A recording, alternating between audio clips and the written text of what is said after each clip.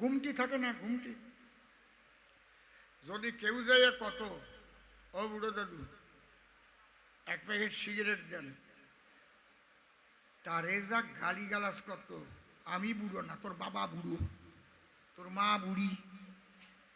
যদি কেউ যায় বলতো খোকা বাবু একটা সিগারেট দেবেন, এক প্যাকেট এমনি এমনি দিয়ে দেবে। তোর মতো ভালো ছেলে হয় না, তুই ঠিক বুঝিস। ওনারে বলতে হবে খোকা বাবু ভালো আছেন তো? বুড়ো রে বুড়ো কইছি, রাগিয়ে গেছে। দুটো প্রশ্ন করেছিলাম, তার জবাব দিছে কি? এখন কয় না না, তা আপনারা কিছু কর নাই কেন? আগে উঠিয়ে সেই দুটো জবাব দেব না নাকি? তাহলে উনি যে বুড়ো হয়েছে সেটা নিজে পরিচয় দিয়ে গেছে, বুড়োকে মনে থাকে না। বুঝতে পারছেন কি বলছি? আমি বলেছিলাম 14 বছর পূর্ণ হয় নাই, তা কি করে লক্ষণ বলল দাদা ভাই আমি 14 বছর অনাহার অনিদ্রায় নারীর মুখ দর্শনে ছিলাম। এর জবাব চাই। এই জবাবটা আগে দেবে না? কি কথা করছো না কেন? এই বুড়োরে রাত্রি খাবার দেবে কেন? আমি তাই ডেকে নেবানে না, উনি আবার বুড়ি গোছাই নেবেন। হ্যাঁ কায়দা আছে। এই যে বাংলাদেশের যুদ্ধের সময় খান সেনারা সমস্ত যুবতীদের টেনে টেনে নিয়ে গিয়ে ধর্ষণ করত, তারপরে ব্যানেট দিয়ে মেরে ফেলতো চিরে চিরে। এখন ওই যুবতী মেয়েরা যুবতী বউরা সব বাড়ি ছাড়া হয়ে যাচ্ছে, সব ধান ক্ষেতের মধ্যে গিয়ে পালাচ্ছে। এর মধ্যে বুড়ি টোপলা নিয়ে দৌড়চ্ছে। একজন কয় আ বুড়ি, ওরা তো যুবতীদের টেনে না, তা তুমি দৌড়চ্ছ কেন? কয় বুড়ো পুলিশও আছে। বুড়ি কয় বুড়ো পুলিশও আছে, ওনারা খাবার দেবে না, এই বুড়ি আবার জোটাই নেবে না একজন, বুঝেছেন? জবাব দেবা না? নিজের বরাদ্দ অনুপাতে শ্রাদ্ধ করা দরকার না, শ্রাদ্ধ বেশি ছড়াই নিলি তারপরে ভালো হয় না, ঠিক কি না?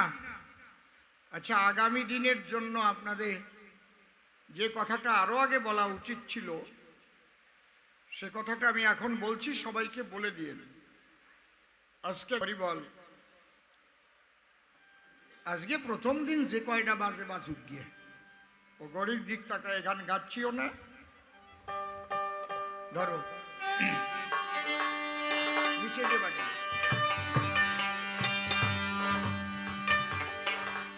আমি বুঝলাম তোরে ধরেছে এক শেওড়া গাছের ভূত।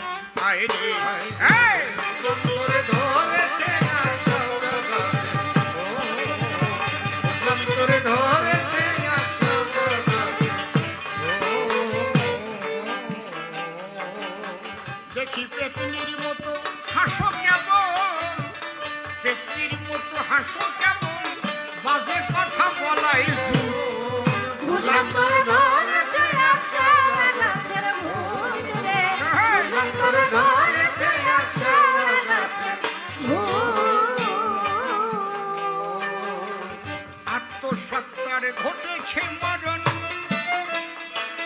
ঘরে প্রেতের সনে পীড়িতের কারণ, অকালেই পড়বে ঝরে বাক্যের যে ধরন।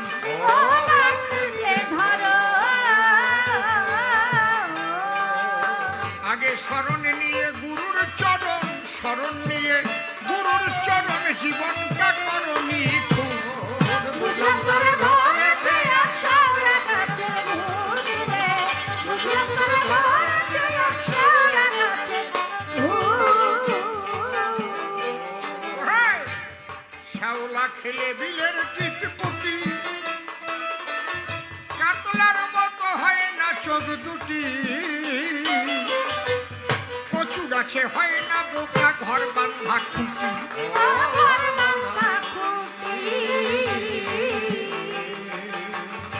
শেওলা খেলে বিলের কীটকুটি, ঘরে কাতলার মতো হয় না চোখ দুটি, কচু গাছে হয় না রে ভাই ঘর বাঁধা খুঁটি।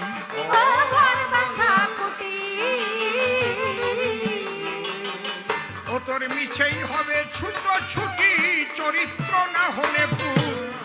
বুঝলাম তোরে ধরেছে একশালা গাছের মূল রে, বুঝলাম তোরে ধরেছে একশালা গাছের মূল।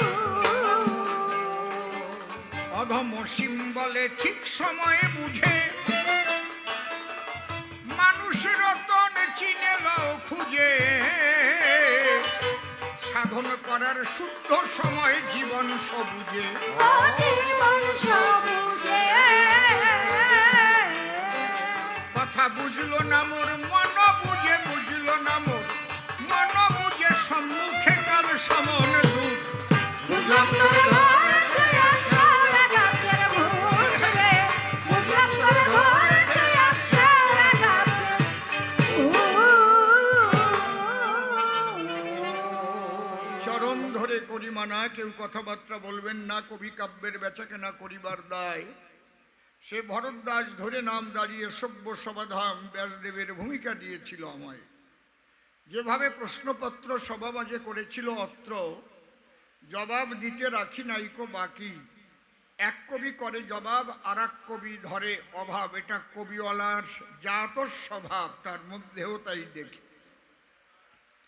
মনে করি ভাবনা কোনো ভয় পাবো না, পুনঃ পুনঃ দেব সমাধান। আপনারা ভক্ত ভক্ত নারী নরে শ্রবণ করুন, ধৈর্য ধরে দান্দিক পদ্ধতির কবিগান। কিছু নূতন নূতন প্রশ্ন করে গেছে কাব্য বাসরে, সেইগুলো ধরে ধরে দেব সমাধান। জবাবগুলো নিয়ে যাবেন, আর কম করলে আমায় ডেকে কবেন। তবেই বুঝবো শুনতে বসেছেন গান যত জ্ঞানবান। আমি আমার খাতা কলম ধরে লিখেছি তার ভিতরে, উনি যে প্রশ্নগুলো করে গেছেন দান। ডাক দিয়ে বলে তাই আমি তোমার কাছে শুনতে চাই, মিথ্যা কথা বলতে শিখায় কেন কৃষ্ণ ভগবান। সত্যের চাইতে ধর্ম নাই, সর্বশাস্ত্রে আমরা পাই। কিন্তু যিনি কৃষ্ণ মালিক সাই, তার যে প্রিয়জন যুধিষ্ঠির, যাকে বলে বড় ভক্তের সম্মান দিলে, তাহলে তাকে নিয়ে মিথ্যা বলালো কৃষ্ণ নিল দলে, কেন এর জবাব চাই। ঠিক তো? খুব ভালো প্রশ্ন করেছে। কখন মিথ্যা বলিয়েছে, কি কারণে মিথ্যা বলিয়েছে, কোন স্থানে মিথ্যা বলিয়েছে, কি উদ্দেশ্যে বলিয়েছে। উদ্দেশ্য নিয়ে তারপরে কিন্তু বিচার করতে হয়। উদ্দেশ্য কি? উদ্দেশ্য অধর্মকে বিনাশ করা আর ধর্মরাজ্য প্রতিষ্ঠা করা। এই উদ্দেশ্য তো যুদ্ধ, নাকি না অন্য কোনো উদ্দেশ্য ছিল? এইটা বোঝা দরকার অবশ্য, কোন কর্মের কোন উদ্দেশ্য। মানুষ খুন করলে ফাঁসি হয়, অথবা যাবজ্জীবন কারাদণ্ড দেয় ভারতীয় দণ্ডবিধির ৩০২ ধারায়। কিন্তু আবার মানুষ মারলে বীর চক্র সম্মান পায়।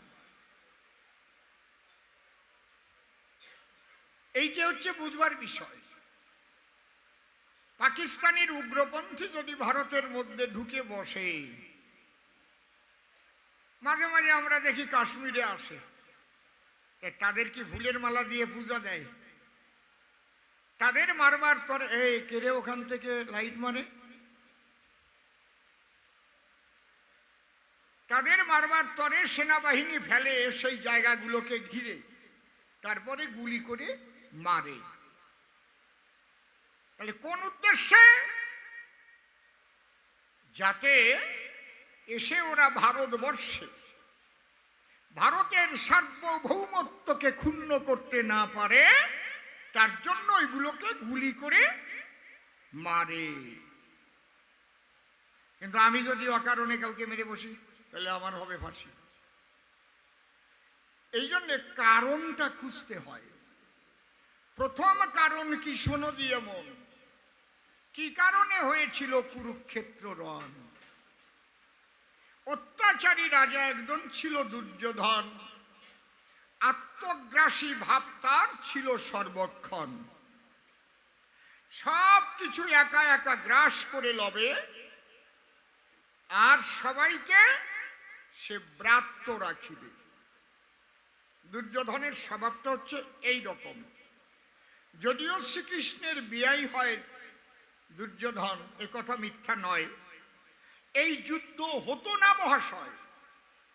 যুদ্ধের আগে আগে বলি সবার পুরোভাগে নিজে কৃষ্ণ দুর্যোধনের কাছে গিয়ে কয়, বেয়াই মশাই, কি পাশা খেলা হয়েছিল, পাণ্ডবেরা হেরে গেল। তার আগে একটা চুক্তি ছিল, এই পাশা খেলায় ঘটবে যাদের পরাজয়, অন্তরে দেখো ভেবে তাদের 12 বছর বনবাস আর 1 বছর অজ্ঞাতবাস হবে। কিন্তু তারা 13 বছর যদি শেষ করে আবার ফিরে আসে হস্তিনায়, অন্তরে দেখো ভেবে তারা কিন্তু অর্ধেক রাজত্ব আবার ফিরে পাবে। তাহলে এই চুক্তিতে পাশা খেলায়। পাশার গুটি ছিল কার কাছে? শকুনির কাছে। পাশার গুটি তৈরি ছিল কি দিয়ে? শকুনির বাবার বুকের হাড় দিয়া, পাজরের হাড় দিয়া। কেন তৈরি ছিল এই ঘটনাগুলো একটু জানা ভালো। একদিন গান্ধারী ডেকে ডেকে দুর্যোধনকে বলে, তুই আমার আদরের ছেলে, ওই ভীমকে দেখলে আমার বড় ঈর্ষা হয়। তুই কথা লবি, ভীমকে দেখলে পবনের ছেলে বলে গালি দিবি। দুর্যোধন পথ দিয়ে যখন হেঁটে যায়, ভীমের সঙ্গে দেখা হওয়ার সাথে সাথে যে বুদ্ধি মা দেশে সেই বুদ্ধিতে উঠলো মেটে, বলে পবনের ছেলে যাও কোন জায়গায়। ভীমকে যখন পবনের ছেলে বলে, ভীমের গা তো উঠেছে জ্বলে। ভীম বলে, এই দুর্যোধন, তোর সকল কথা ফাও, জিজ্ঞেস কর তোর মায়ের ধারে, কি বলবো আজ তোরে, তুই এক রাম পাঠার ছাও। যেই বলে পাঠার ছেলে, দুর্যোধন উঠেছে জ্বলে। ওখান থেকে মায়ের কাছে এসে বলে, মা তোমার কথা অনুসারে গালি আমি দিলাম তরে, কেন আমাকে বললো পাঠার ছেলে, তাই কও। গান্ধারী ডাকে যে সর্বনাশ করেছে, এ তো সেই আগেকার ইতিহাসটা নিয়ে তুলিছে। কয় বাবা শোন, আমি জানি কিন্তু বলতে পারবো না নি। তুই কথা লবি, এই ইতিহাস জানতে গেলে আমি বলি তোর স্থলে তুই তোর দাদু সুবল রাজার কাছে যাবি, মানে গান্ধারীর বাবার কাছে। দুর্যোধন যখন চলে গেল, এ তো অনেক বড় কাহিনী, একটু ইশারাটা দেওয়া ভালো।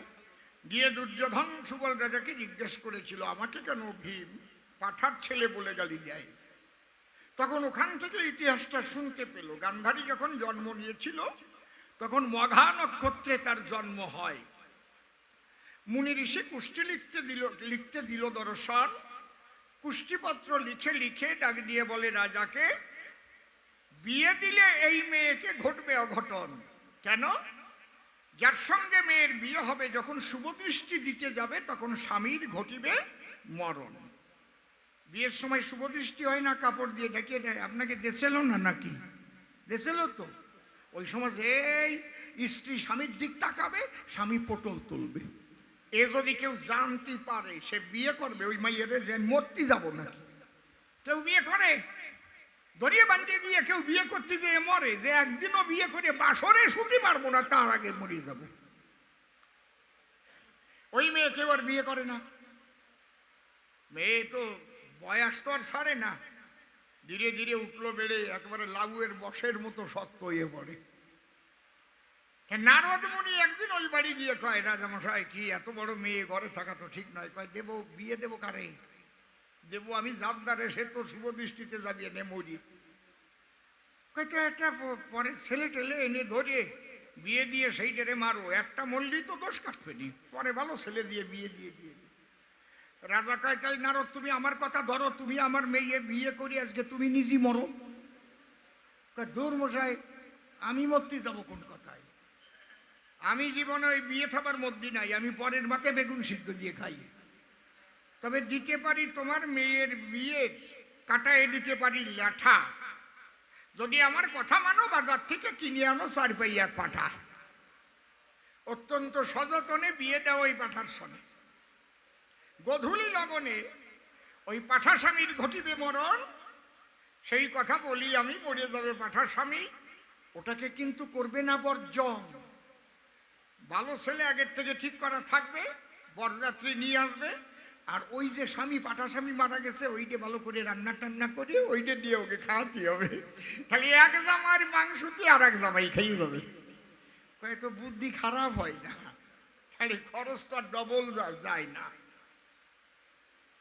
এইভাবে পাঠার সঙ্গে হইল বিয়ে। এখন ওই পাঠার নয়নে নয়ন দিয়ে পাঠার স্বামীর যখন ঘটেছিল মরণ, অন্তরে করুন ধারণা এখন আর কেউ ওই মেয়ে বিয়ে করতে চায় না। পাঠার বিধবা কেউ করবে না গ্রহণ। মানসির বিধবা বিয়ে করা যায়, পাঠার বিধবা বিয়ে করবে কোন কথায়? আর এক বেজাল, ছাতা ছাড়াতে আরো জড়াইছে। ছাতা ছাড়াতে জড়াই কি করে জানেন না? এক জামাই জীবনেও দাঁত মাজে নাই। শোনেন, পায়খানার গন্ধ সহ্য করা যায়, দাঁত না মাজা গন্ধ যদি এক বাসের মধ্যে একটা ওঠে না, বাস হয়ে যাবে ময় ময়, বিশ্রী গন্ধ। কত স্বামী স্ত্রী ডিভোর্স হয়ে গেছে দাঁতের গন্ধ চোটে। মাইরি সত্যি কথা, চোখ ছুঁয়ে করছি, একদম বিশ্রী গন্ধ। এখন এই জামাই যখন শ্বশুর বাড়ি গেছে, যাই শাশুড়ির দ্বারে যে করছে, মা ভালো আছেন, উনি বকাট করে গন্ধ বেরোয় শাশুড়ির নাকে ঢুকিছে। শাশুড়ি মনে মনে চিন্তা করে, এ যদি যায় অন্য কোনো ঘরে আর এইভাবে যদি ছাতার গন্ধ ছড়ায় পড়ে, আমার সম্মান থাকবে না। হ্যাঁ, শাশুড়ির বুদ্ধি পাকা, জামাইরে দেশে 100 টাকা এরকম মেলা মিলিছে। ডাক দিয়ে কয় জামাইয়ের কাছে, জামাই দেখো মেলায় আখ উঠিছে, আখ চেনেন তো? আখ আমাদের আঞ্চলিক ভাষায় কুশৈর বলে, কুশৈর আখ, বুঝতে পারছেন তো আখ কারে কয়? শাশুড়ি মনে মনে চিন্তা করে, আসলা আখ যদি কিনিয়ে ছুলিয়ে ছুলিয়ে খায়, তাহলে ছোলার সময় কাটিয়ে কাটিয়ে যদি ছাতা খানিক যায়, আখ কেনার জন্য 100 টাকা দিয়েছে, ও যাইয়ে দেখে একজন কালো জাম নিয়ে বসে রয়েছে। আখ আর কেনে নাই, কি খবরে ভাই, ওই জাম কিনে জম্বের খাইছে, আরো ছাতার উপর দিয়ে আরো পড়িছে, প্লাস্টার হয়ে গেছে, প্লাস্টার প্যারিস। এখন আর মুখ বন্ধ হচ্ছে না, আবার বিটি নিয়ে বিস্কুট কিনে খাইছে, পুরে লাগা লাগিছে। এইবার শাশুড়ির কাছে গেছে, শাশুড়ি কয়, বাবা আখ খাইছো? কই না, জাম খাইছি আর বিটি নিয়ে খাইছি। ওরে কপাল পোড়া, ছাতা ছাড়াতেই পাঠালাম আর জড়াই নিয়ে আইছিস। ছাতা ছাড়াবার তরে পাঠায় এনে ঘরে, পাঠার সঙ্গে বিয়ে দিয়ে ওইটারে মারিল, তাতে আরো ছাতা বেশি জড়াইয়ে গেল। বুঝেছেন ঘটনা কি হয়েছে? এখন আর ওই মেয়ে কেউ বিয়ে করে না। এদিকে ধৃতরাষ্ট্র অন্ধ, ওরে কেউ কপাল মন্দ মেয়ে দেয় না, ওরে কেউ গছে না, ওরে কেউ পোষে না। বুঝেছেন? এই জন্য অন্ধের সঙ্গেই গান্ধারীর বিবাহ কার্য হলো সম্পাদন। তাহলে কোন বিচারে পাঠার ছেলে হতে পারে দুর্যোধন? যদি কোনো পুরুষ মানুষ আগে বিয়ে করে, যদি আগের বউ যায় মরিয়ে, তাহলে পরে যদি আবার বিয়ে করে, সন্তান সন্ততি হলে পরে বলেন, আমাদের বড় মা ছিল, বড় মা মরে যাওয়ার পরে আমার বাবা আমার মাকে বিয়ে করেছিল, কবে না? কবে তো? তাহলে যদি কোনো মেয়ে মানুষ আগে বিয়ে করলো, তার আগে স্বামী মারা গেল, পরে স্বামী পরে আবার বিয়ে করলো, তাই ছেলে কবে না, আমাকে বড় বড় বাবা ছিল আগে, ওই যে দুর্যোধনের পাঠা বাবা।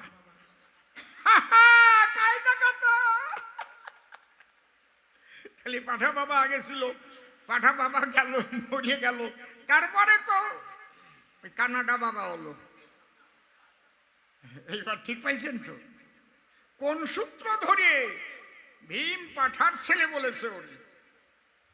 ওইসব কাহিনী শোনার পরে দুর্যোধনের তো আগুন জ্বলে গেছে ভিতরে। আমার মারে পাঠার সঙ্গে বিয়ে দিয়ে এই ঘটনা ঘটাইছে, মনে আমার আছে, ভাবো এই মাতুল বংশ ধ্বংস করে দেব। এই জন্য বাড়ি যাইয়ে মাটির তলায় জোন বাঁধা টানিয়ে নিয়ে বিরাট মাটির তলায় ঘর তৈরি করলো। আর এদিক মাতুল বংশ নিমন্ত্রণ দিল। ওকে প্রোডাকশন আবার কম না, কিন্তু ওই সুবল রাজারও 100 ছেলে নিমন্ত্রণ একবার পেলে 100 ছেলে নিয়ে যে বাড়ি দেশে মেয়ে সেই জামাই বাড়ি গিয়ে হবে ভুরি ভোজন, নিজেও আসছে, ছেলে 100 নিয়ে আইছে। আর রানী এই মাটির তলায় ঢুকইছে ঘরের মধ্যে, একখান মোটে দরজা। দরকার তো ছিল আগে বোঝা জাল না আর কিছু কোনো জায়গা নাই, এক দরজা দিয়ে ঢুকইছে ঘরের মধ্যে। ঢুকইয়ে শুকনো খাবার নিয়ে 101 খানা থালা ভরিয়ে 101 জনের সামনে দিয়ে দুর্যোধন ডেকে বলে, তাই শোনো দাদু ভাই, তোমাদের না খাওয়াইয়ে মারিবার তরে এনেছি এই বদ্ধ ঘরে, কারণ পাঠার সঙ্গে বিয়ে দিয়েছিলে আমার মায়ের, সেই প্রতিশোধ আমি নিতে চাই। অন্তরে আমার আছে ভাব, এইবার দরজা বন্ধ করে দেব। 101 দিন পরে এসে দরজা খুলিব, না খেয়ে মরে যাবে, একদিনের খাবার দিয়েছে। দরজা বন্ধ করে যখন চলে যায়, সুবল রাজা ডেকে বলে, শোন তোরা আমার 100 ছেলে, হাত দিবি না এই খাবারের থালায়, সব শুকনো খাবার। আমি খুলে বলি, তোদের ধার অন্তত একজন যদি 1-1 থালার খাবার একদিন খায়, তাহলে 101 দিন বেঁচে থাকতে পারে, মিথ্যা কথা নয়। এর প্রতিশোধ নেবার তরে কে বেঁচে থাকবি তাই বল আমারে। কেউ কোনো কথা বলে না। তখনই 100 ভাই বসা ছিল, সবাই আতঙ্কে কম্পিত হলো, লাভ দিয়ে দাঁড়িয়ে গেল, যার নাম শকুনি। শকুনি বলে, তাই বাবা আমি প্রতিশোধ নিতে বেঁচে থাকতে চাই। বলে, বাহ চমৎকার, শোন আমার বচন, আমার এই পাঁজরের হাড় মন্ত্রপুত করে রেখে যাচ্ছি এই বদ্ধ ঘরে। আমরা মরে গেলে পরে তুই বেঁচে থাকিলে আমার পাঁজরের হাড় খুলে, যদি বেঁচে থাকতে পারিস ধরনি পরে, তাহলে হাড় দিয়ে তৈরি করবি পাশা, পূর্ণ হবে সেদিন তোর মনের আশা। 99 ভাই আর বাবা চোখের সামনে এইভাবে না খেয়ে মারা যায়, একা শকুনি ছিল বেঁচে, কি বলবো আপনাদের কাছে। আর বাবার পচা দেহ থেকে হাড় খুলে নিয়েছিল সেই সময়ে। 101 দিন কেটে গেল, তখন দুর্যোধন দরজা খুলেছিল। মৃত মনুষ্যের দুর্গন্ধ নাসিকা রন্ধ্রে যখন প্রবেশ এলো, দুর্যোধন বলে, তাই একটাও বেঁচে নাই, চলো চলো চলো। দরজা খুলে চলে গেল। শকুনি একা বেঁচে ছিল, হাড় নিয়ে ওখান থেকে করলো পালায়ন। ওই হাড় দিয়ে করেছিল পাশার সৃজন। বুঝেছেন ঘটনাটা কি? একদিন ভোরবেলায় দুর্যোধন যখন ওই প্রাতঃভ্রমণে যায়, তখন ছোট্ট একটা তেঁতুলের চারার গোড়ায় করেছিল প্রস্রবণ, মানে প্রস্রব যখন করিয়ে দিয়েছে, তেঁতুলের চারা গলিয়ে পড়িছে। ওই চারা ওই প্রস্রাবের গুতোয় থাকতে পারে নাকি, গলিয়ে পড়িছে। ওই হাসতে হাসতে আসছে, ডাক দিয়ে তখন পাত্রমিত্রের কাছে কয়, এই আমি প্রস্রাব করতে বসে হাসলাম কিসের দায়, যে বলতে পারবে সে প্রধানমন্ত্রী পদ পাবে এ সময়। কেউ আর বলতে পারে না, কয় ডেরা দিয়ে দাও সব জায়গায়। ডেরা দিয়ে দিল শকুনির কানে, তখন ওই কথা গেল। শকুনি চাদরখানা দিয়ে মুড়ি চলে এলো তাড়াতাড়ি রাজার কাছে গিয়ে ডেকে কয়, বলি রাজা তোমার বরাবরই আমি যদি বলতে পারি প্রধানমন্ত্রী পদ দেবে আমায়? মুখ তো দেখাচ্ছে না, ঢেকে গেছে। বলে, হ্যাঁ দেবো, চলুন কোথায় প্রস্রাব করছেন দেখতে অভিপ্রায়। যখন সঙ্গে করে নিয়ে গেল, চাদরের ফাঁকা দিয়ে তাকাইয়েছিল, দেখে একটা তেঁতুলের চারার গোড়ায় প্রস্রাবের ধারায় চারাটা ঢুলিয়ে পড়ে গেল। তখন শকুনি বলেছিল যে আপনার হাসির আছে একটা বিশেষ কারণ, আপনি তেঁতুল গাছের থেকে পেয়েছেন রাজনীতি প্রশিক্ষণ। কিরকম? এই তেঁতুল গাছ যদি বড় হতো, একে কাটবার জন্য 2-4 খানা দাও, কুড়াল, করাত লাগতো, লোক লাগতো। আজকে ছোট চারা আছে বলে উঠে গেছে প্রস্রাবের জলে। রাজনীতি করতে গেলে শত্রু যদি ছোট কারো হয়, অন্তরে দেখো ভেবে অল্প শক্তির দ্বারায় তারে তুলে ফেলতে হবে। শত্রু একবার শক্ত হয়ে গেলে, তেঁতুলের মতো শক্ত হয়ে গেলে কিন্তু তারে তোলা সম্ভব নয়। দুর্যোধন বলে, তাই তোমার মতো বুদ্ধিমান আমার এই রাজত্বে আর নাই, চলো তোমাকে প্রধানমন্ত্রী পদ দিতে আমার আছে অভিপ্রায়। কারণ শকুনি ভেবেছিল তাই, যদি আমি ওর কাছে জায়গা না পাই তাহলে ওর ক্ষতি কোনোদিন করতে পারবো না রে ভাই। যারে আপনি জায়গা কোনোদিন না দেন সে আপনার ক্ষতি করতে পারবে না, অত সহজ না। বুঝেছেন কি বলছি? ওই শকুনি যখন গেল, চাদর ধরে দুর্যোধন টান দিল, মামার মুখ বেরিয়ে পড়লো। একই, আমি তো জানি মামা মারা গেছে, এ কোন মামা আবার ভূত হয়ে খাড়া হয়েছে? শকুনি বলে, তাই মামা ভাগ্নে, আমি মরি নাই, আমি বুদ্ধি দেওয়ার জন্য আসি তোমার কাছে। ওই যে ভুল হয়ে গেল। দুর্যোধন শকুনিকে জায়গা দিল। ভ্রান্তি না এলে মানুষের ধ্বংস হয় না কোনো কালে। তখন বোঝা উচিত ছিল দুর্যোধনের গেলে যে যার বাবা এবং ৯৯ ভাইকে মেরে ফেলেছে ধরণী তলে, সে কোনোদিন শুভ বুদ্ধি দেবে বলে কাছে নিতে পারে না আশ্রয়, এটা হয় না। এই ভুল করে রেখেছিল ধারে। ওই শকুনির বুদ্ধিতেই কিন্তু পাশা খেলা করে। এ পাশা খেলা অন্য পাশা খেলার মতো নয়। আজকাল দেখবেন টাকা পয়সা হলে একটু জুয়া খেলায়, মদ খায়, সুরা খায়, আছে না? আপনাকে এ জায়গা মনে হয় ওইসব কেউ করে টরে না। না, আপনাকে আপনারা কেন করবেন ওইসব? এ জায়গা হাসতেছে কেন? তার মানে এ জায়গাও আছে নাকি? আউসি আউসি আউসি, খবরদার, আমি চরম ধরে করি মানা। এই সুরাপান আর জুয়া খেলার মধ্যে যেন আমার বাঙালি কোনো বন্ধু যায় না।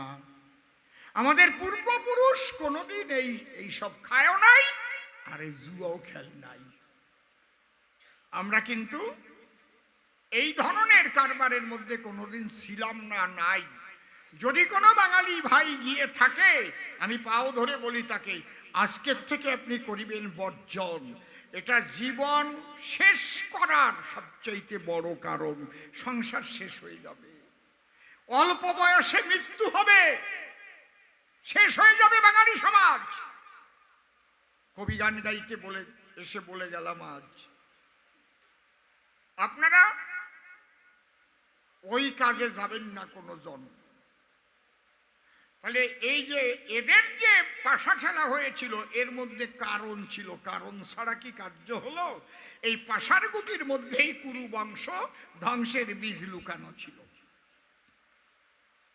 এই পাশা খেলায় হেরে গেল, আবার ১৩ বছর পরে পাণ্ডবরা ফিরে এলো। যুধিষ্ঠির বলেছিল কৃষ্ণের ঠাই, আমরা ৫টা ভাই, মোটে ৫খানা গ্রাম চাই, ও পুরো টুক নিয়ে থাকুক, তাতে আমাদের আপত্তি নাই। কৃষ্ণ তাই দুর্যোধনের কাছে গিয়ে বলল যে, তুমি ৫খানা গ্রাম দাও, আর সব টুক নিয়ে তুমি থাকো। ইন্দ্রপ্রস্থ, তিলপ্রস্থ, মাকুন্দ, বারুণাবত, দেহিমে চত্তারং গ্রামং পঞ্চমে হস্তিনাপুরী। দুর্যোধন কি বলল? এ কৃষ্ণ গেলে শোনা, বলি তব সান্নিধ্যে বিনা যুদ্ধে সুচাগ্র মেদিনী দেব না। যুদ্ধ কোনোদিন বাঁধত না।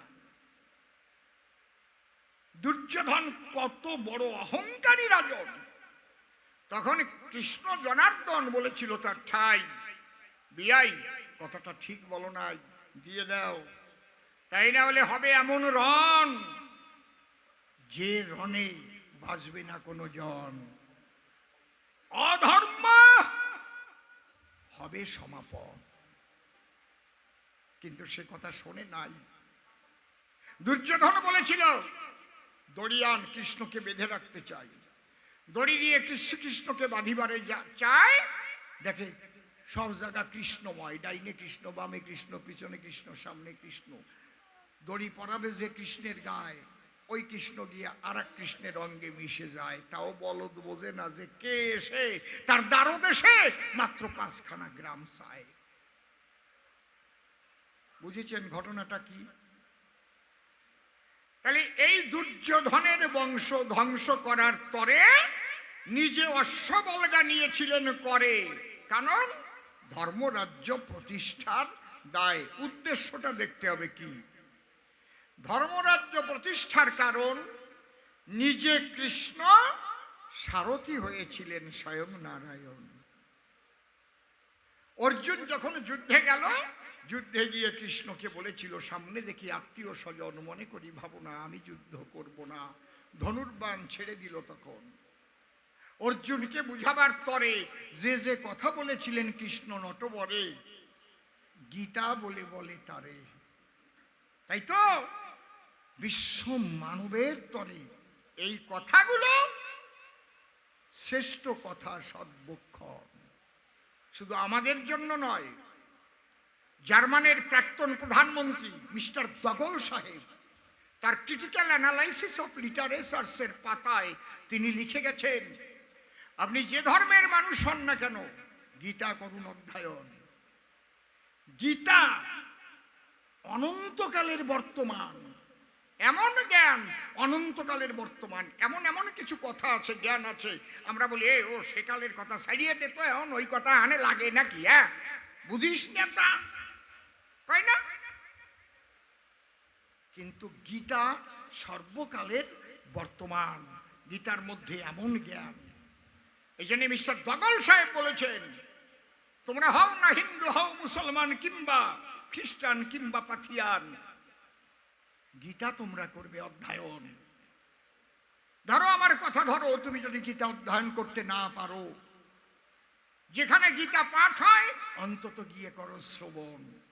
কথা শুনে লও, যদি তুমি কানে কালা হও তাহলে আছে তোমার দুটি নয়ন, গীতাকে একদিন তুমি করো দর্শন।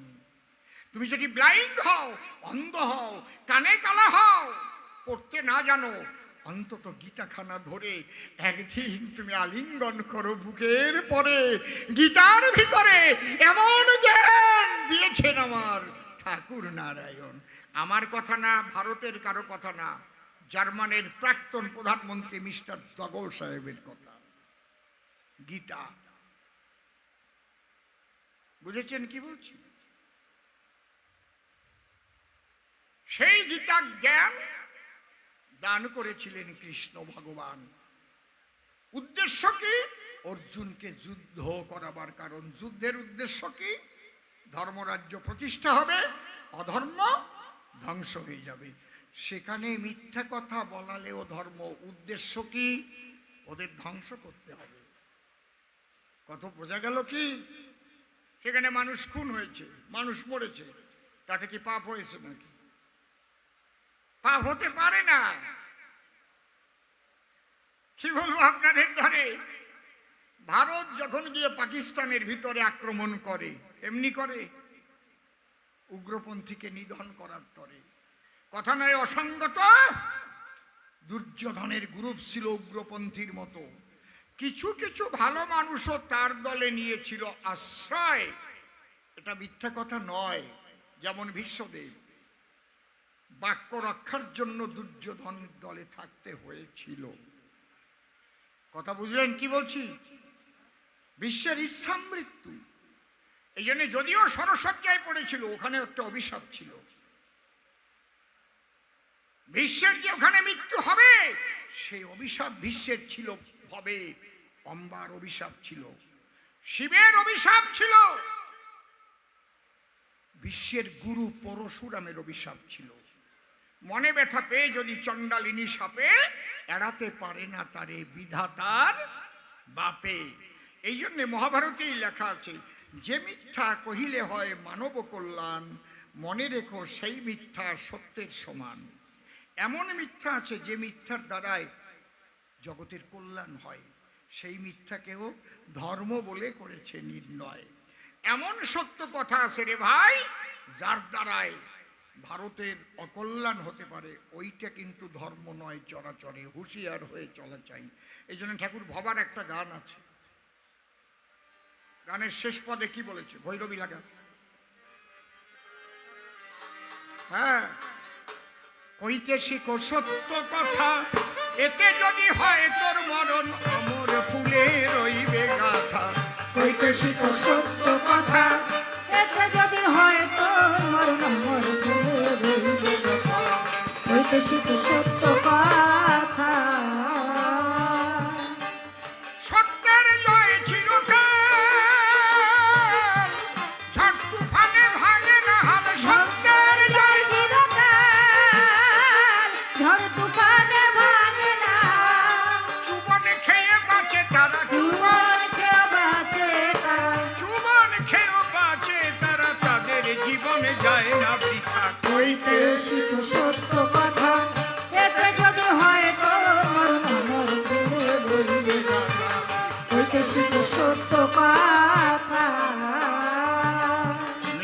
কথা কইতে কইতে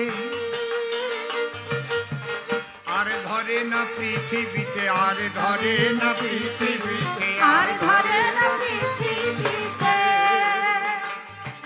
ওরে মিথ্যা কথা কইতে কইতে আর ধরে না পৃথিবীতে, মিথ্যা কথা কইতে কইতে আর ধরে না পৃথিবীতে। আপন মনে বুঝে দেখো, আপনে মনে বুঝে দেখো, আপন মনে বুঝে দেখো, গোপনে পাও কত ব্যথা কইতে শিখো সত্য কথা, এতে যদি হয় তোমার অমর ভুলে লইবে কথা। হ্যাঁ। হইতে শিখো সত্য কথা। শেষে কি বলল? সত্য মিথ্যা তারি সৃজন, ঠিকই বোঝো যদি বোঝার মতন, তুমি তো পারো সৃজন, যদি বোঝো যদি বোঝার মতন। এ কথা কেন বলল? কোন কোন সত্য, যে সত্যে অধর্ম হয়, ছোট, এটাও মহাভারতে লেখা আছে। টিকার মধ্যে উপমা দেওয়া আছে, টিকাগুলোতে ব্যাখ্যা করা আছে। সুরগুলো ঠিক করে নিন। ধরুন স্কনের বাবাজি বসা আছেন এখানে।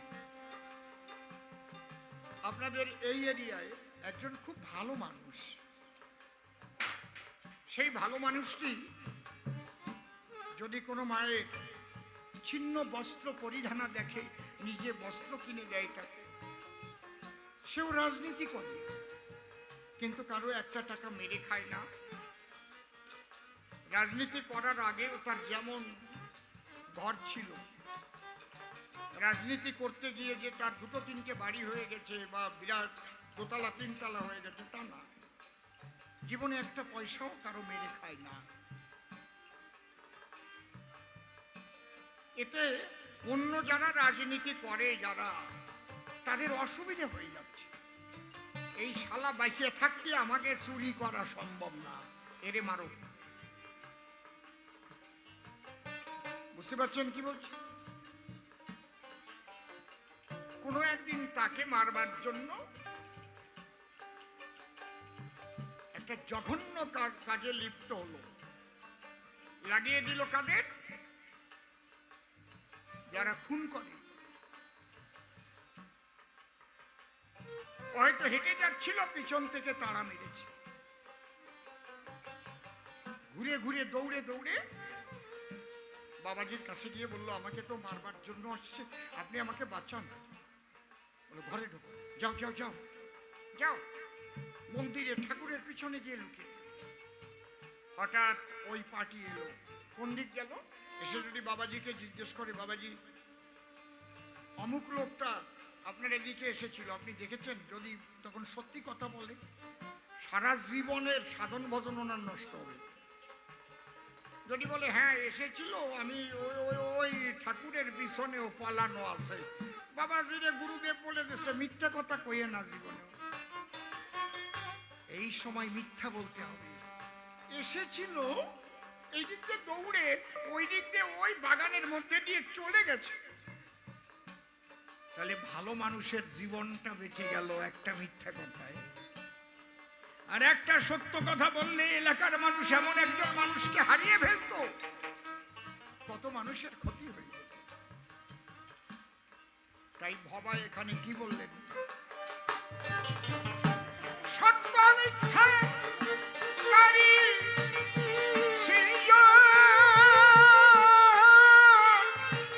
ঠিক বোঝো যদি বোঝার মতন, বোঝো যদি বোঝার মতন, বোঝো যদি বোঝার মতন। তবে ডঙ্কা মেরে চলে যাবে, ডঙ্কা মেরে চলে যাবে, মুখে হরি হরি বলে। ডঙ্কা মেরে চলে যাবে, ডঙ্কা মেরে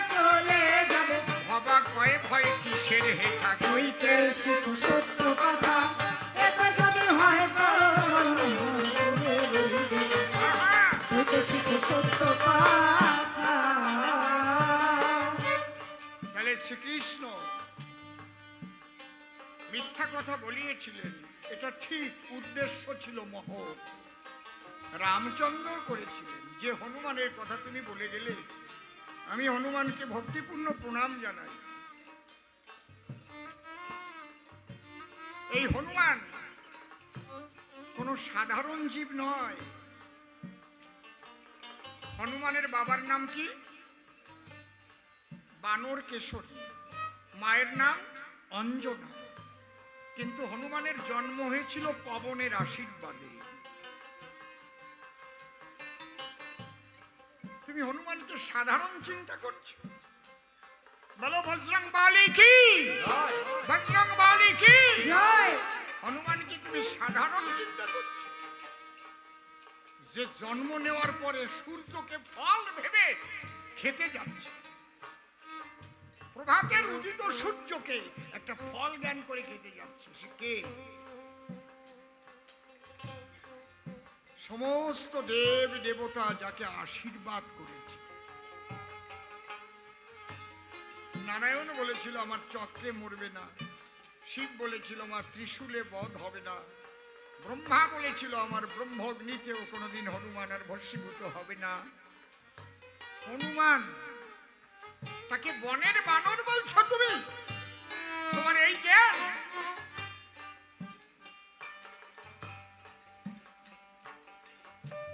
কৃষ্ণ লীলায়ও যে হনুমান ছিল, পরবর্তী লীলায়ও সেই হনুমান ছিল মুরারি গুপ্ত রূপে।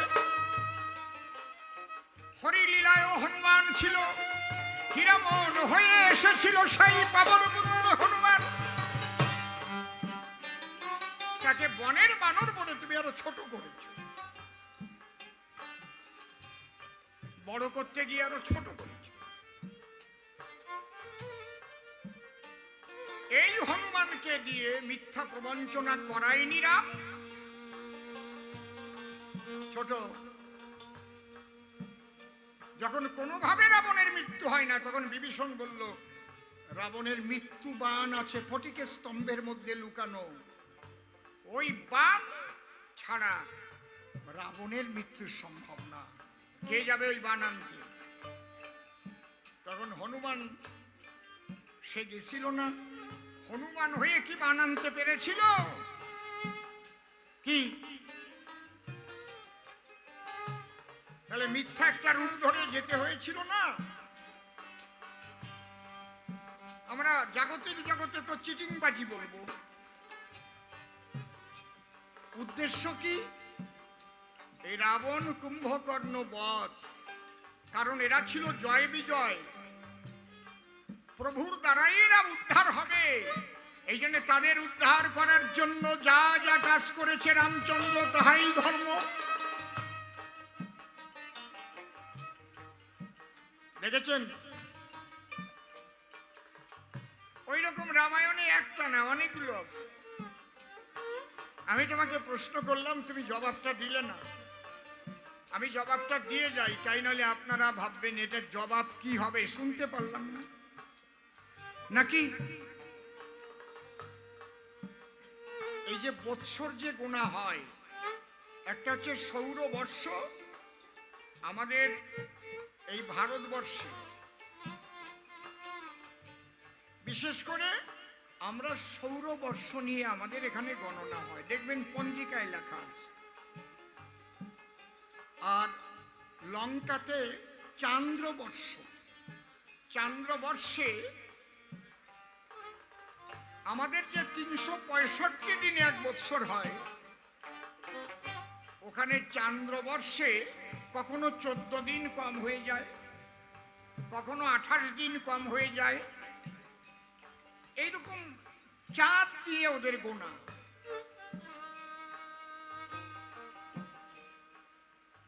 অযোধ্যার 14 বছর পূর্ণ হয়নি তখন, কিন্তু লঙ্কার 14 বছর পূর্ণ হয়ে গেছে।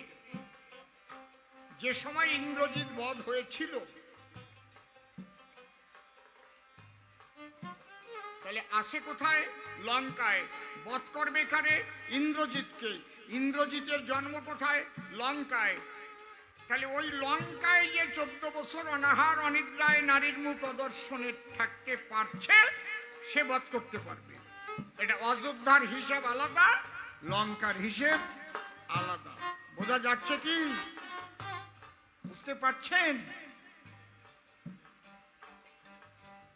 লঙ্কায় তখন 14 বছর পূর্ণ হয়ে গেছে, আর লক্ষণ কখনো খায়নি। রাম যখন বলল তোমাকে যে ফল দিয়েছি, লক্ষণ বলেছিল তুমি বলেছ ধরো ভাই লক্ষণ, আমাকে তো খেতে বলনি। সমস্ত ফল রেখে দেওয়া আছে এবং সেই ফল নিয়ে এসেছিল। নারীর মুখ অদর্শনে তাহলে শূর্পণখার নাক কান কেটেছিল কোন মানে? এই লক্ষণকে বিশ্বামিত্র মুনি বল সুবল মন্ত্র দিয়েছিল, যে মন্ত্রের দ্বারাই যেমন অর্জুন লক্ষ্যভেদ করেছিল। লক্ষ্যভেদ করার সময় কি উপরের দিক তাকিয়ে বান মেরেছিল? বান উপরে মেরেছিল, আর তাকানো ছিল নিচের দিকে ছায়া দেখে। লক্ষ্যভেদ করেছিল, দেখবেন। তাহলে লক্ষণও তেমন। ওই যে নাক কান কেটেছিল, মুখ দেখে কাটেনি। এর দু রকমের জবাব দেওয়া যায়। একটা পেছন থেকে যদি বান মেরে কান কেটে ফেলে, অর্থাৎ কান কাটলেই, এই কান কাটলে তখন এই দিক তাকাবে, তাকালেই নাক কেটে বেরোয় চলে যাবে। এটা হচ্ছে যুক্তির জবাব। বল সুবল মন্ত্র জপি লক্ষণ মেরেছিল বান, মুখ না দেখতে পেয়েও তাই কাটলো নাকার কান।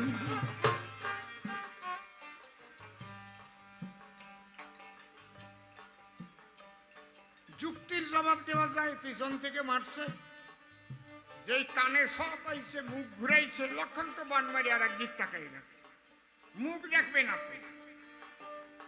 নারীর মুখ অদর্শন, যখনই তাকিয়েছে নাক কেটে বেরিয়ে গেছে। এই যে রাম যে বুঝতে পারলো না সোনার হরিণ, এটা সত্য যুগে অভিশাপ ছিল।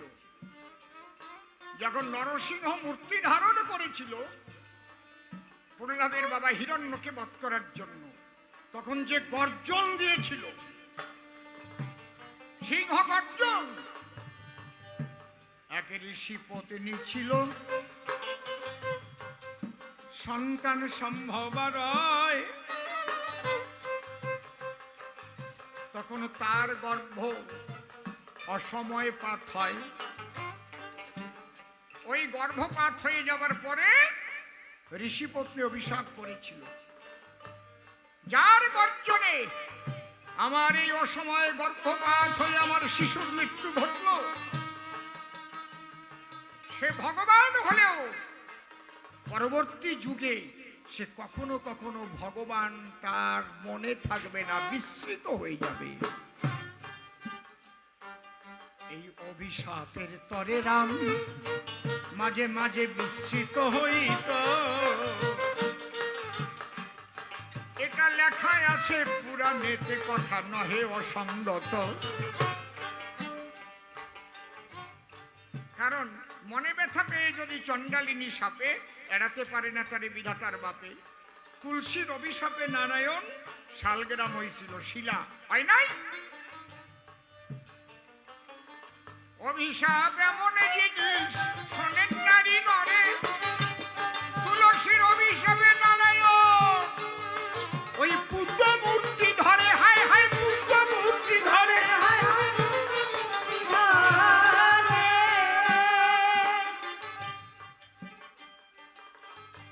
আপনাদের শোনার ধৈর্য আছে তো নাকি? শোনার ধৈর্য আছে তো? কারণ রাত তো 2টো বেজে গেছে। ঠিক আছে, শোনেন, আমি আরো গাইছি।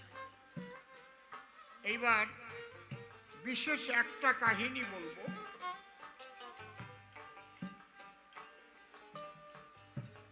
যে কাহিনীটার মধ্যে জীবন দর্শনের অনেক কিছু খুঁজে পাওয়া যাবে। 5 ভাই, মা কুন্তী দেবী, দ্রৌপদী সবাই বনবাসে গেছে। একদিন যুধিষ্ঠিরের জল পিপাসা হয়েছে। দয়া করে এই কথাগুলো যারা মন দিয়ে শুনবেন তারা বসে থাকেন, আর যাদের বাড়ির টান আছে তারা চলে যান। আজকের সারা গানের গুরুত্বপূর্ণ আলোচনা এখন আমি করব। তো বনের মধ্যে জল কোথায় পাওয়া যাবে? সহদেব বলে ভেবে, দাদা আমি জল খুঁজতে যাই। সহদেব খুঁজতে খুঁজতে দেখে একটা সরোবর, তার কিনারায় একটা বাঘ বসা আছে। হঠাৎ বাঘ বলছে, আমার প্রশ্নের উত্তর না দিয়ে জল স্পর্শ করলেই কিন্তু মৃত্যু হবে। হ্যাঁ, কি প্রশ্ন? বলছে, কি বা বার্তা, কি আশ্চর্য পদ বলে কারে, কোনজন সুখী হয় এই চরাচরে। পাণ্ডুপুত্র আমার এই প্রশ্নচারী, জবাব দিয়ে তবে পান করো বাড়ি। ধীরে ধীরে বাজাও, ব্যস্ত হব না।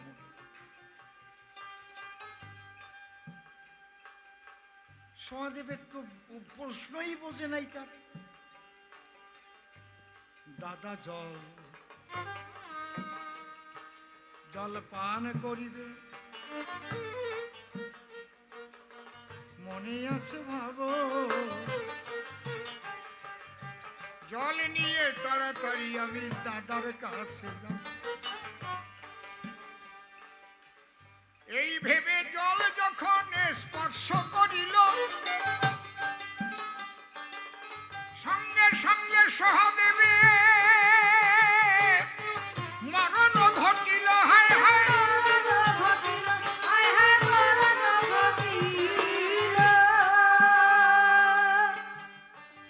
সহদেব ফেরে না। নকুল গেল, তারও এক অবস্থা হল।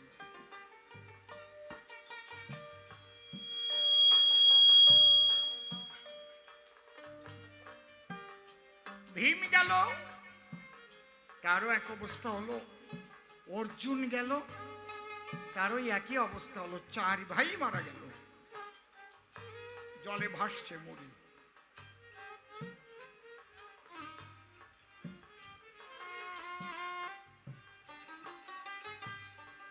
যুধিষ্ঠির একা একা বসে ভাবছে, 4 ভাই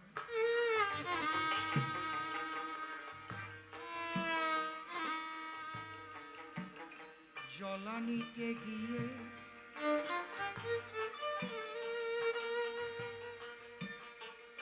এলো না আর ফিরে।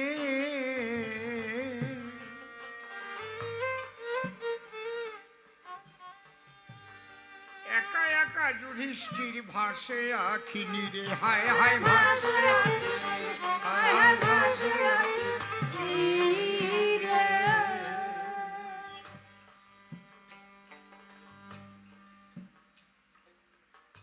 যুধিষ্ঠির পাগল প্রায়, একা একা বনের মধ্যে পিপাসায় প্রাণ যায়। এখন সে কথার মনে নাই ভাই কোথায়। আমার ভাইয়েরা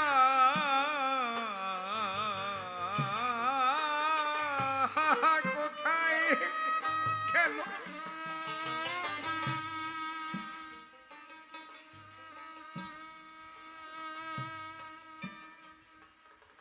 ভাই ভাই বলে কাঁদিছে।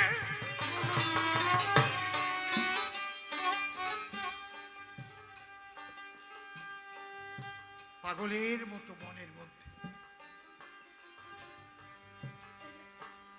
কোথায় অর্জুন?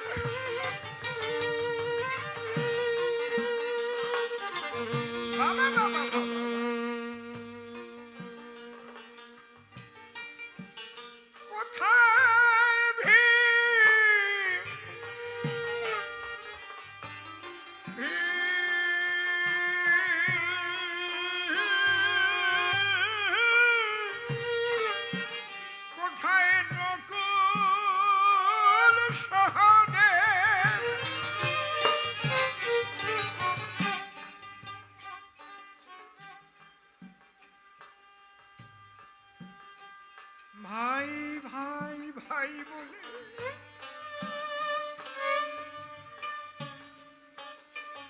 খুঁজিছে গভীর জঙ্গল। হঠাৎ খুঁজতে খুঁজতে ওই সরোবরের কূলে গিয়ে দেখতে পারে চার ভাই ভাসিতেছে সরোবরের নীরে মৃত অবস্থায়।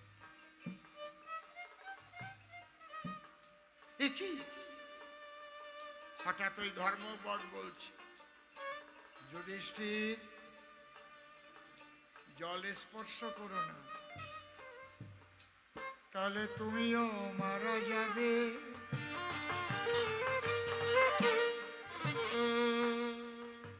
আমার চারটি প্রশ্নের জবাব দেওয়ার পরে তারপরে তুমি জল গ্রহণ করতে পারো দাঁড়িয়ে সরোবরের কিনারে।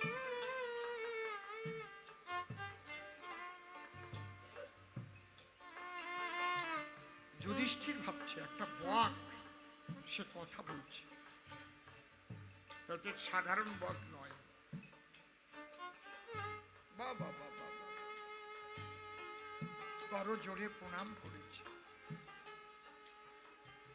হে বক, বলো কি প্রশ্ন তোমার?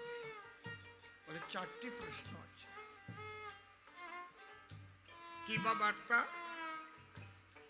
কি আশ্চর্য পদ বলে কারে? কোনজন সুখী হয় এই চরাচরে? বার্তা কি? কোন পদ শ্রেষ্ঠ? আশ্চর্য কি? সুখী কি? যুধিষ্ঠির চিন্তা করছে, এ তো কোনো সাধারণের প্রশ্ন নয়। বার্তা শব্দের অর্থ সংবাদ।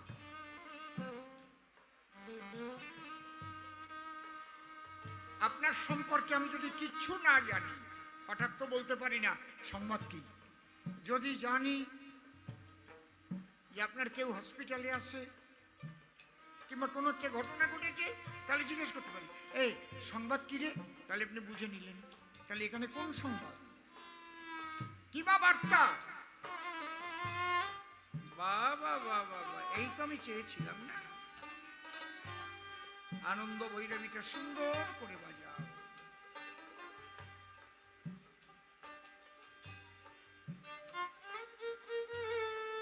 আহা, বলি হবে।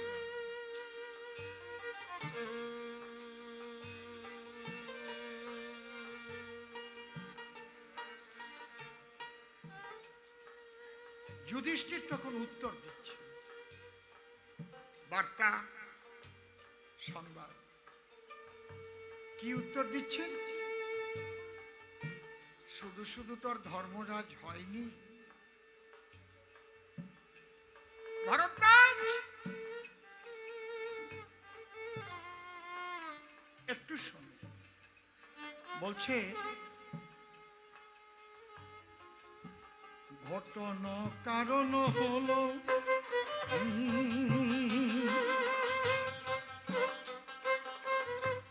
মাসি ঋতু হাতা, রাত্রি দিবা কাষ্ঠ তাহে পাব সবিতা।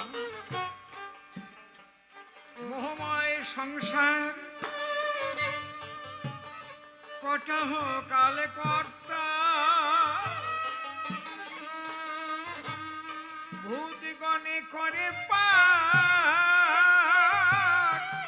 এই শোনো বার্তা।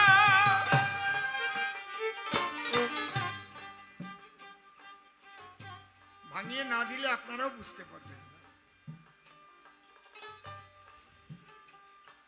এখানে ইনডাইরেক্টলি এমন কিছু তত্ত্ব কথা বলা হয়েছে, যেমন একটা জায়গায় কৃষ্ণের রূপ বর্ণনা করা হচ্ছে, সেখানে লেখা আছে কুন্তির নন্দন মূলে কশ্যপ নন্দন দোলে হেরি সুখে নাচে জ্ঞানদাস। কীর্তনী আপনাকে বুঝিয়ে না দিলে আপনি বুঝতে পারবেন না।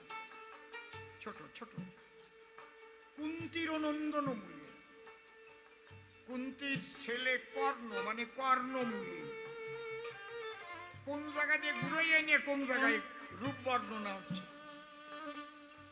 যেমন হরিলীলামৃতের একটা জায়গায় যদি বুঝতে পারে কেউ, একটা জায়গা মাত্র, ভক্তের উদার ভাব, আমি মৃগ গোচারণে চড়াইতে গেনু বনে খেতে যাই মলয়ার পত্র, কল্লকার একজনে আমারে বিধিল বনে বলে আমি শ্রীকৃষ্ণের পুত্র। এই চ্যাপ্টারটা 1.5 পৃষ্ঠা মাত্র। তাহলে পুরো হরিলীলা, গৌরলীলা, ব্রজলীলা ওর মধ্যে রয়েছে। ওই কয়টা কথার মধ্যে তারক গোসাই সব লিখে গেছে, সমস্ত ইনডাইরেক্টলি। ঠিক এখানেও বলছে ঘটনে কারণ হলো মাস ঋতু হাতা, মানে ঘটার জন্য।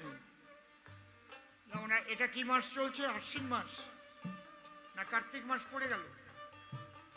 পড়েনি কার্তিক মাস, এখন আশ্বিন মাস শেষের দিক, তাই তো? তাহলে মনে করেন আজকে যে ছেলেটা জন্ম নেবে, তাহলে আশ্বিন, কার্তিক, অগ্রাণ, পৌষ, মাঘ, ফাল্গুন, চৈত্র, বৈশাখ, জ্যৈষ্ঠী, আষাঢ়, শ্রাবণ, ভাদ্র, আশ্বিন। আবার ঘুরে আর একটা আশ্বিন আসতেছে। মায়েরা যখন তরকারি রান্না করে, কুমড়ো কাটলো, আলু কাটলো, কাটার পরে কড়াইতে দিয়ে ঘটে না নাকি? ঘটে তো নাকি? তাহলে ঘটার জন্যে মাস ঋতু, 12 মাস 6টা ঋতু ঘুরে ঘুরে আসতেছে। কি ঘুরছে? কে ঘুরছে? ঘুরতে গেলে জাল দিতে হবে, তার আগুনটা কি? আগুন জ্বালাতে গেলে কাঠ লাগবে, কাঠটা কি? ঘটন কারণ হলো মাস ঋতু হাতা, রাত্রি দিবা কাষ্ট তাহে পাবক সবিতা। সবিতা মানে সূর্য।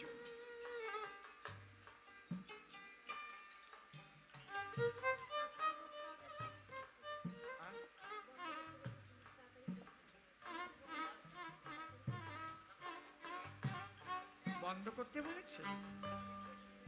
আচ্ছা আচ্ছা, অনেক রাত হয়ে গেছে তো, মাইক বাজলে একটা নিয়ম তো আছে, ছোট ছোট বাজাও, ছোট বাজাও। তাহলে ঘটনে কারণ হলো মাস ঋতু হাতা, রাত্রি দিবা কাষ্ঠ তাহে পাবক সবিতা। একটা পাত্র লাগবে, মোহময় সংসার, কটাহ, কটাহ মানে কড়াই, মহাকাল কর্তা এই ভূতগণকে করে পাক, এই শুনো বার্তা। এই জন্য মানুষ বুড়ো হয়, ঘুরতেছে। আলু, কুমড়া, লাউ দেওয়ার পর জাল হবে আর নরম হবে আর গোটা হবে, তারপরে নাবড়া হয়ে যাবে। তাহলে শেষ গোটা শ্মশানে ছাই, একমুঠ পোড়া ছাই। ইহাই হচ্ছে মানুষের জীবন আর মৃত্যুর বার্তা। আমরা জন্মগ্রহণ করে সুন্দর একটা চেহারা নিয়ে সুন্দরী হয়ে কত অহংকার করি, কিন্তু মহাকালের ঘোটা থেকে কেউ রেহাই পাবা না। ঘোটা হচ্ছে হরিবল হরিবল। ঘটন কারণ হলো মাস ঋতু হাতা, রাত্রি দিবা কাষ্ঠ তাহে পাবক সবিতা। মোহময় সংসার, কটা হোকাল কর্তা, ভূতগণে করে পা, এই শুনো বার্তা। ধর্মবক বলছে সাধু সাধু। বাহ, তাহলে আশ্চর্য কি? নীতি নীতি জীবগণে যায় জম ঘরে, তথাপি যাহারা থাকে ইহা মনে করে আমরা তো চিরজীবী, নাহি হব ক্ষয়।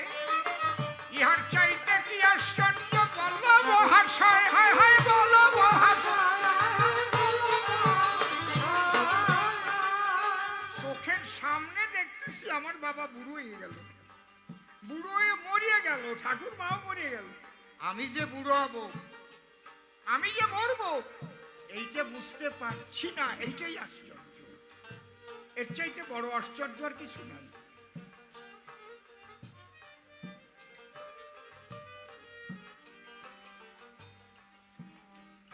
তাহলে কি বার্তা, কি আশ্চর্য? পথ কোনটা শ্রেষ্ঠ? বন্ধ করে দিব, महाज्ञानी महाजन जे पथे करे गम और 10 मिनट के लिए 10 मिनट समय आपका पाँच हम मांगा है, ठीक है?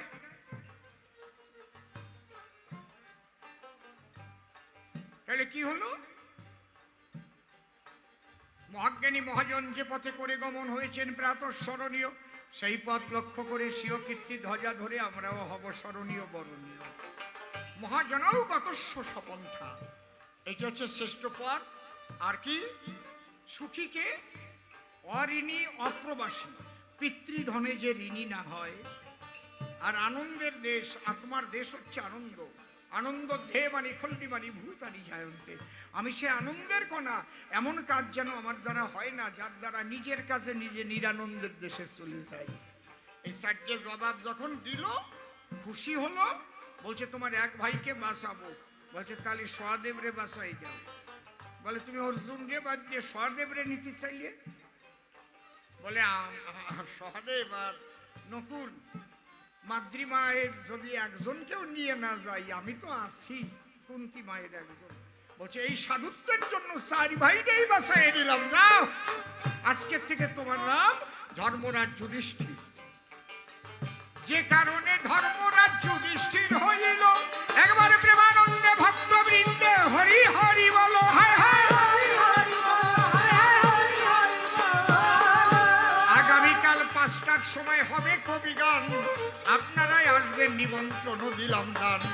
আজকের মতো কবি গান সাঙ্গ হয়ে গেল, প্রেমানন্দে ভক্তবৃন্দে হরি হরি বলো।